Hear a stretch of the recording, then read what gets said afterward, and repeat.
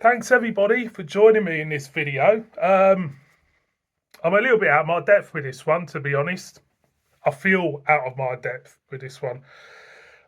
First of all, I better introduce myself to everybody out there because there might be a few people who've never heard of me. My name is JB. I've got a beer channel. It's been going for 10 years. I review beer. Predominantly, this channel is all about beer. But I do like my music, and I've been a big fan of Steven Wilson for years, and I've watched him change and maybe grow as a musician as well over years. I first discovered Steven Wilson by picking up Deadwing by Porcupine Tree, going back, I can't remember how many years ago now. It was the year that Deadwing came out. So this is what I mean. This is what I mean when I say, look, I'm out of my depth here because I don't know everything about Steven Wilson. I just love the guy's music. You know what I mean? So if you can't understand me, and not many people do understand me, I've got a bit of an abscess there. So I've Steven Wilson is an artist, very talented artist for starters. He has worked with lots of different people. He's, like I say, he's worked with a band called Porcupine Tree. Haven't got all their albums. I've got most of them. He's been in a band called Blackfield with Avid Geffen, Israel artist, which I have got a few of. I think I've got them all now, so I might do a video on that at some point. And he is a solo artist as well, a producer, a remixer. He's worked with Gary Kemp of Spandau Ballet. He has remixed Jethro Tull's Aqualung. He's also do a remix of Rush's A Farewell to Kings. He's a very proggy-like person, a very, very talented, intellectual person, which makes me feel that I'm out of my depth doing this video. But we will persevere. I'm not going to go into the geekiness of his music because I don't think I'm qualified enough. I'm not a musician. I just drink beer and listen to music. Right. So I've got all his solo stuff, all his main releases. I know there is, other stuff he puts out, remixes and everything like that. So I haven't got any of his stuff he done with Tim Bowness for No Man. So I haven't got any of his stuff there. I've just basically got his solo releases here. So I'm going to give a little mention to two other things I've got of his. First off, it's the In Concert at the Royal Albert Hall. I got the DVD version. Brilliant live album, brilliant DVD. Fantastic stuff.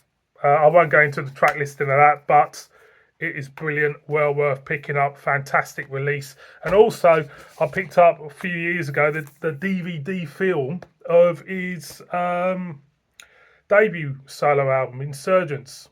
That was well worth watching. That was very, very interesting. I can't remember, when did I pick this up? This must have been going back, massive book. That must have been about over 10 years ago now. When did that come out?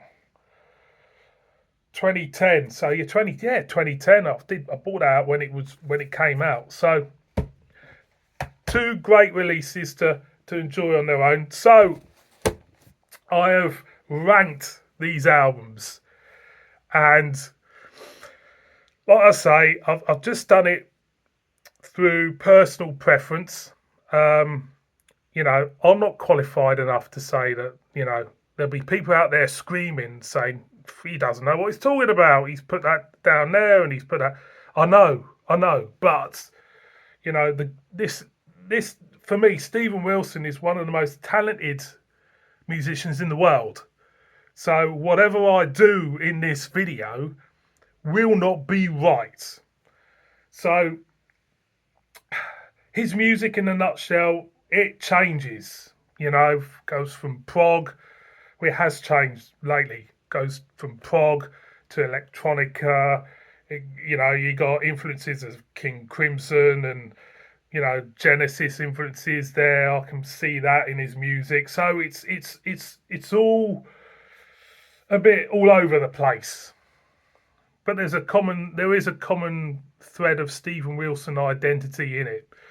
So the first album I'm going to put in this album I'm going to put in last place is Steven Wilson, The Future Bites.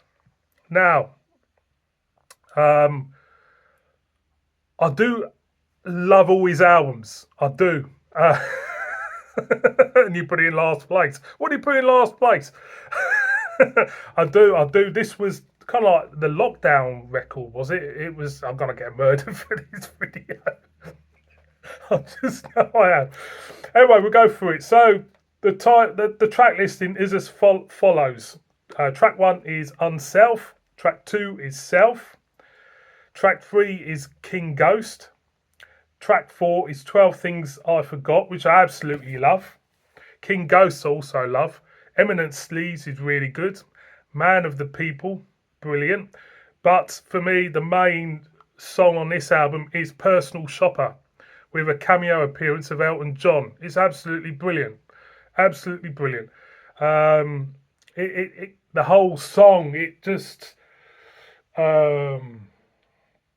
challenges commercialism. It does. Why do you need these things? You have to have these things in your life. Everything that's pushed into your face, you need to go and buy. You know what I mean? And yeah, love it. Follower and Count of Unease finishes the record. And the record for me, it's very kind of like sparse. There's not really much guitar in it, to be honest. As you can see, that's it really. It's more like electronic keyboard, and I like it. I do. I like it. The thing is with Steven Wilson, for me, he appeals to lots of different people. People who love their rock and metal. He does have a broad range of an audience. So the next album I think is his most accessible album, To the Bone. When this came out, I wasn't, again, it surprised me with the amount of guitar in it, and I thought to myself, yeah, I wasn't expecting that from this album. It took a while for me to get into it, but once I did, there's some things in it, songs on this album which really. I'll show you the inner sleeve. There you go. There's the inner sleeve. There's some songs on this album which really do stand out. Track listing is To the Bone, Nowhere Now, which is one of my favourites, Pariah, which is one of my favourites, the same Asylum as Before, fantastic, Refuge, should I say. Permeating is the one which made me smile because it's an ABBA song. And I think the way he grew up when he was younger, being influenced by his parents, because his parents were into music as well and had all these different styles of music, and I can imagine him being very academic family and listening to all these different styles of music, because he used to listen to everything from Yes and Rush to ABBA and everything in between, so it does come out in his music. Blank Tapes, another great song. People Eat Darkness, Song of I, Detonation, and Song of Unborn. It's a great album, it is, but I've just put it there. Next one on the list is his solo debut, Insurgence, which, there you go, which accompanies, there you go, there's a CD, which accompanies obviously the film to go with it, which is worth picking up. Some interesting stuff on this. This one, well, this has got a second disc, which is a DVD-A for you geeks out there. This one has got Harmony Korine, which I really, really like that. I've got his live video over there, his first live video, and I always remember because I didn't know that Nick Beggs is his bass player. Nick Beggs, if you're not familiar with a fella called Nick Beggs, he was the bass player of Kajagoogoo. But he's a very renowned, respected bass player. He's done a lot of stuff over the years, and yeah, he was prominent in the live version. I remember watching the live video. I think it's from Mexico, was it? I can't remember. Fantastic song though, one of my favourites. Abandoner, Salvaging, which is another great one. Veneno para las Hadas. No Twilight Within the Courts of the Sun, Significant Other, Only Child, Twilight Coda, Get All You Deserve, Insurgents. Great stuff on this. And you do learn a little bit more about his character and stuff, the type of person he is, about his disdain for file sharing music, and he's a big lover of the physical format. Vinyl is the king with him. And when I first listened to the music and watched the accompanying film, it just brought over the type of person he was. He is. His hatred of iPods at the time. His hatred of file sharing music. Music should be, bought, and music should be, listened to privately and enjoyed privately. And I totally get where he's coming from. Totally get. Yes, I'm out of my depth. I keep saying I'm out of my depth. Next album, Grace Before Drowning. Grace for Drowning. God, I can't even get the... There you go. Now this is very proggy for me. This is where, for me, very proggy, some great stuff on it. I shall read that it's double album. First disc is Volume 1, Deformed to Form a Star. Grace for Drowning, Sectarian, Deformed to Form a Star, which is great. No Part of Me, Postcard, Raider Prelude, shall I say. Remainder, The Black Dog, that was fantastic. Volume 2 is The Dust I Have Cleared From My Eye, Belle de Jour, Index, Track 1 and Raider 2, which is just brilliant. Like Dust and I've Cleared From My Eye. So it's this for me, this album is him at his most progressive, I think. I do like a long song. I like songs which are long. I like tempo changes. I like atmospherics. This is fantastic to whip through your posh hi-fi if you got one. I have. And it's bloody good. Right, so we're halfway through it, I think. If you haven't turned off yet. My next album, which I love of his, is the Harmony Codex. Now, again, I wasn't expecting some of the stuff on this, but again, he's moved the goalposts. Some of the production I really like. We've got Inclination, first track. Second track, What Life Brings, reminds me of Pink Floyd in a way. It's got this kind of like Nick Mason soft snare drum in it. Yes, I'm getting geeky now. When you listen to Pink Floyd, when I've listened to the drumming, it's laid back. I can imagine Nick Mason drumming and he just kind of like falls asleep while he's doing a backbeat or something like that. But it works brilliantly. Economies of Scale, well, that was the first video from this album which really threw me, and I thought, oh, what's he gonna get into here? Impossible Tightrope, Rock Bottom, Beautiful Scarecrow, which was a really good video as well. The Harmony Codex, which is the interesting track because it's like it's like a pattern of notes just circling after each other, never ending. And it's going on for about 9 minutes 50. And some people might think it's really, really boring. But for me, it isn't. It's kind of like a circle of notes, just pattern, just keeps going with his wife talking in it as well. And it just works really, really well. Time is running out. Actual Brutal Facts and Staircase.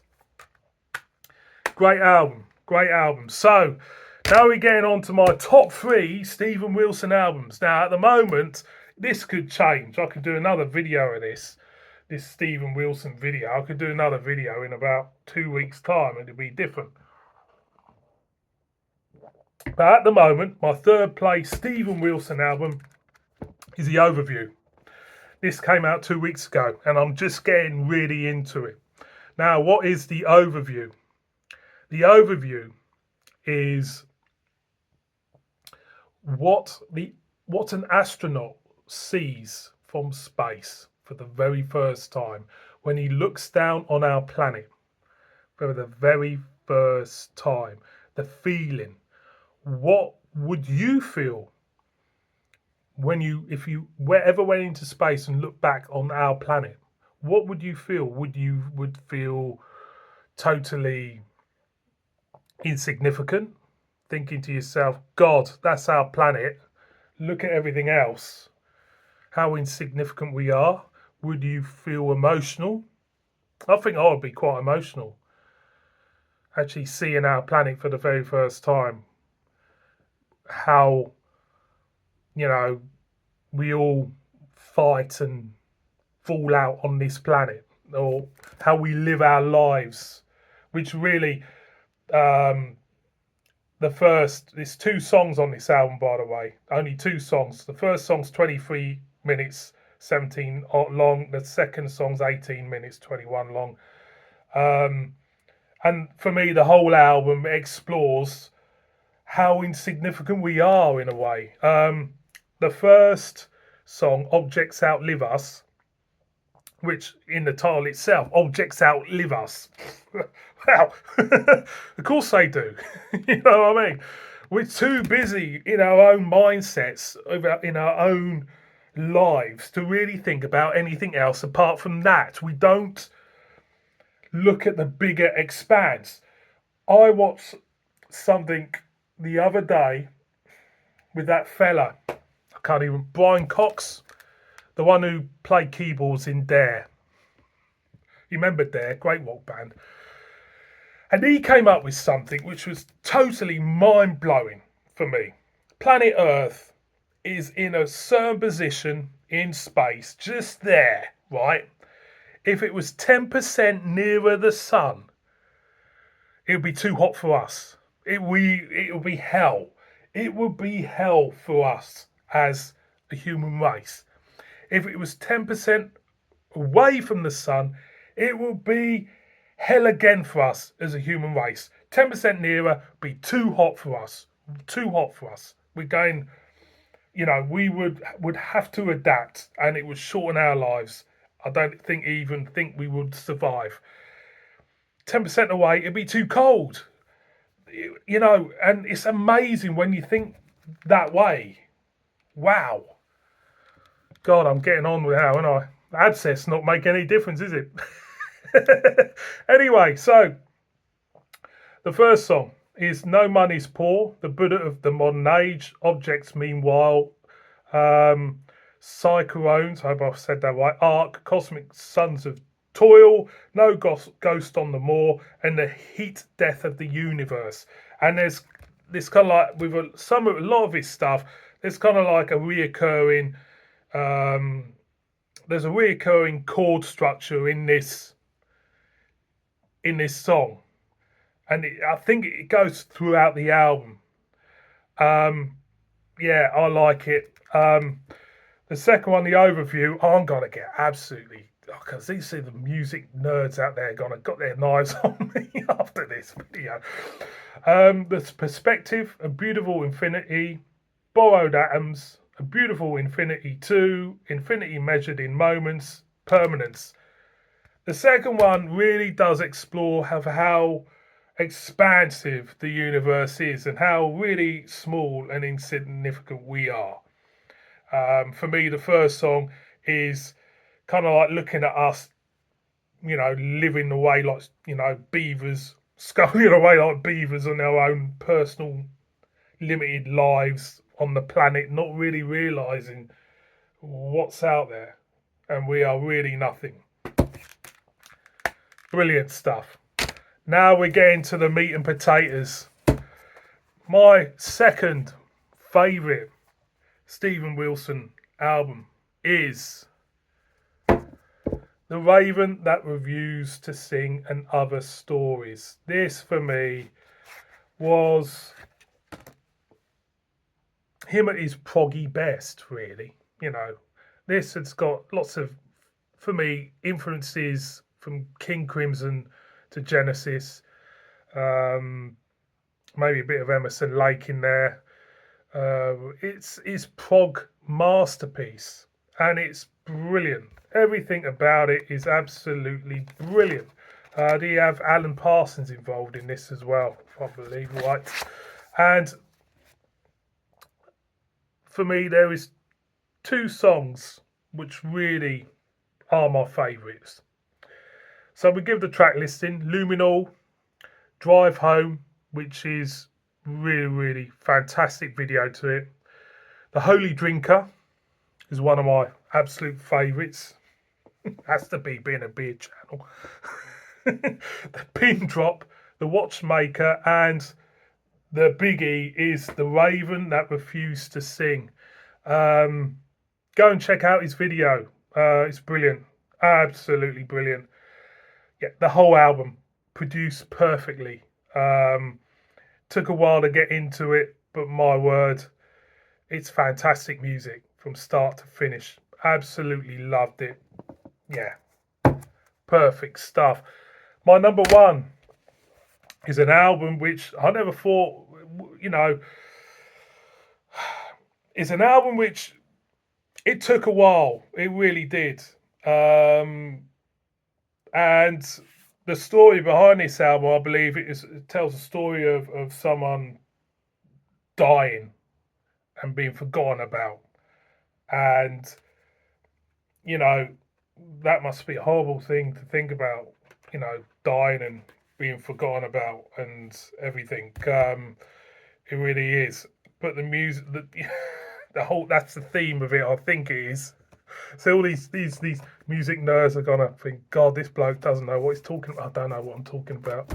I just love Steven Wilson's music. Can I just love your music, Steve? Steven, if you're watching this, you might do. Send me an email if you have and tell me what you think of my video. Right, my number one is Hand Cannot Erase. That is my number one Steven Wilson album. I love it. Absolutely love it. And I'll give you the track listing before I go off on why I like it. First Regret, 3 years older. Hand Cannot Erase, Perfect Life, Routine, Home Invasion, Regret, Transience, Ancestral, Happy Returns, Ascendant, Here On. I just think the musicianship is way out there on this. I think the songwriting is brilliant. The video for Routine is absolutely brilliant. Absolutely brilliant. Again, go and watch it. And it really did actually make me cry. That I couldn't, I thought it was, the video for the Raven That Refused to Sing was sad, but for me the Routine one, that really it did. It was yeah, pretty sad. Anyway, the style of music, it's electronica for me, and it's got loads of electronica, bits of guitars in. It's well up my street. Tempo changes, I'm not gonna go into the nerdy facts of it, but it's one of these albums. When you look at something like a track like Ancestral, I know where everything comes in that. I can listen to it and I think, yep, something's going to happen here. Yep, there's going to be a time change here, signature change there. Yep. And that's what I love about music. Most of the music I love is music that, challenges you as a listener, throws up questions, maybe,